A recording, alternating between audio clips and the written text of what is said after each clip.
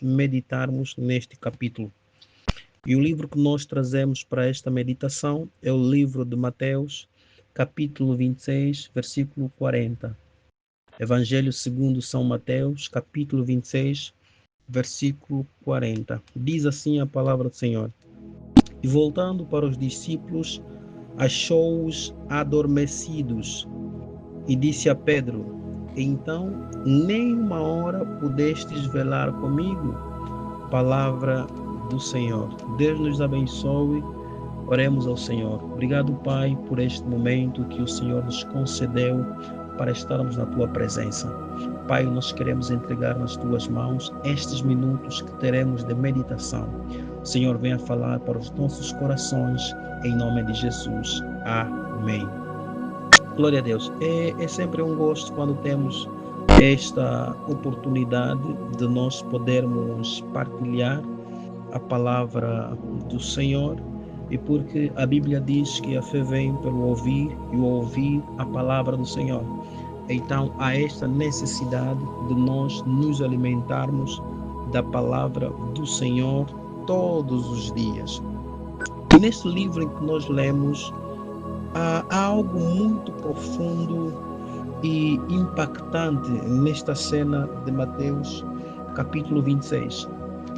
O contexto é em que Jesus estava prestes a enfrentar a cruz. E Jesus passaria por um sofrimento tremendo.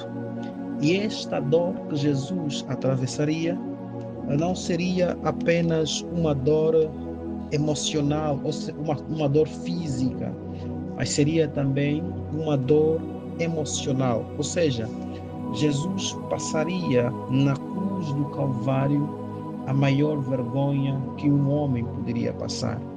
Por isso é que a palavra do Senhor diz: maldito é o homem que for pendurado na cruz do madeiro. E naquele momento em que Jesus estava prestes a ser crucificado, quando Jesus já estava a caminhar para o seu final aqui na terra, Jesus ele pede algo muito simples aos seus discípulos. Jesus pede aos discípulos para ficarem com ele e orarem com ele. Mas quando nós olhamos para este versículo, nós percebemos que quando Jesus foi orar com os discípulos, a Bíblia narra que os discípulos adormeceram. Os discípulos dormiram enquanto Jesus orava. E Jesus, levantando-se, ele foi até os discípulos e Jesus percebe que os discípulos estão a dormir. E ele acorda os seus discípulos: Pedro,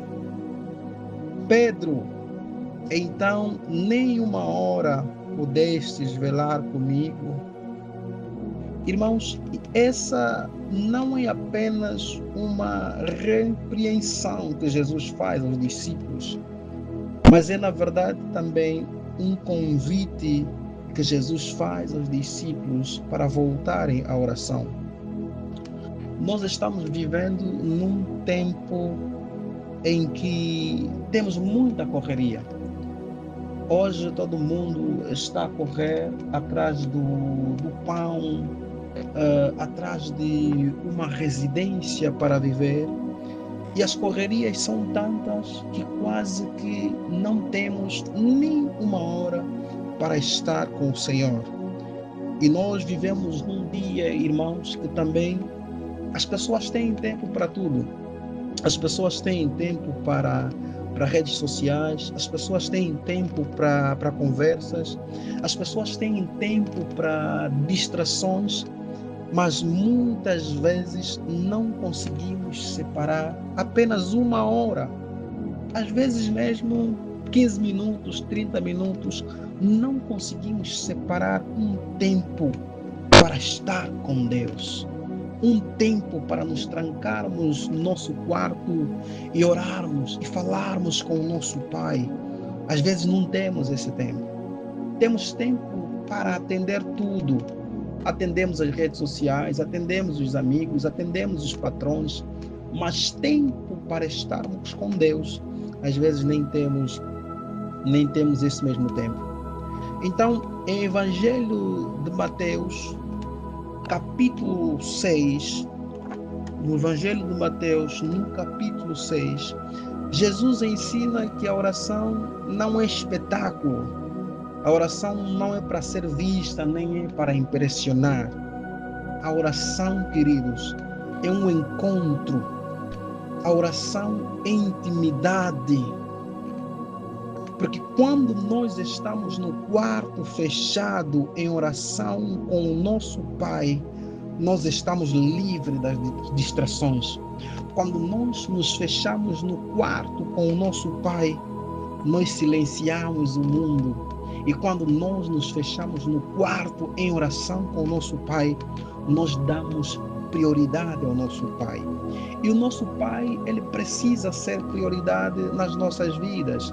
Às vezes nós dissemos que Deus é prioridade nas nossas vidas e dissemos isso com os lábios, mas quando analisamos as nossas próprias ações, as nossas ações estão distantes daquilo que os nossos lábios dizem. Por quê? Porque nós dissemos nos lábios que Deus é a prioridade, mas no nosso dia a dia nós acabamos por priorizar mais os nossos afazeres do que o próprio relacionamento com o próprio Deus. E há uma nota aqui que nós queremos acrescentar, um ponto que nós queremos acrescentar, é que a falta de oração leva ao sono espiritual.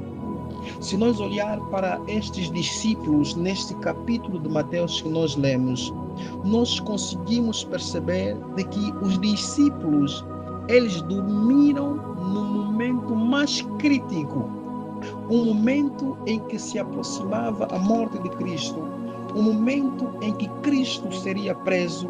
Foi nesse momento que os discípulos adormeceram. E isso acontece até nos dias atuais. Quando nós negligenciamos a oração, nós perdemos a sensibilidade espiritual. Quando nós negligenciamos a oração, nós ficamos fracos diante das tentações. Por isso é que nós vemos muita gente a cair. Às vezes o homem cai porque falta a oração na sua vida. E há um grande homem de Deus que ele, em uma das suas pregações, ele diz de que o homem que não está orando está pecando. E o homem que está a orar, ele deixa de pecar. Então, quando nós não levamos uma vida de oração, nós não conseguimos discernir os tempos. Porque praticamente o que nós ficamos é num sono profundo e nós perdemos o discernimento espiritual.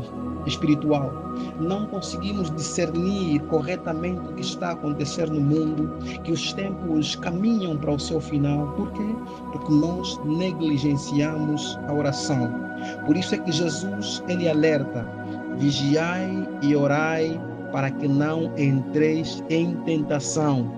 Vigiai e orai para que não entreis em tentação. Aquele crente que permanece na oração, ou seja, o crente que ora, ele permanece em pé.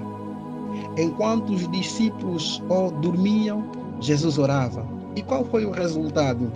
Os discípulos fugiram na hora da perseguição. No momento em que os centuriões chegaram para prender Jesus, os discípulos fugiram. E quem permaneceu? Jesus permaneceu firme até ao fim. Por quê? Porque Jesus levava uma vida de oração. E quando o crente leva uma vida de oração, o crente permanece de pé diante das tentações. O crente permanece de pé diante das situações da vida. O crente permanece de pé diante das tribulações. Por quê?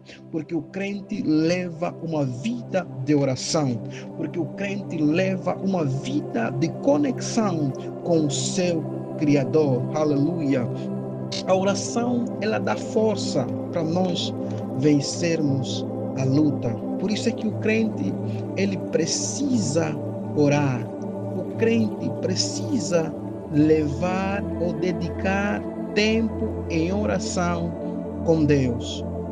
E nós queremos aqui terminar, dizer o seguinte: uma hora pode parecer pouco, mas pode ser o início de uma vida transformada.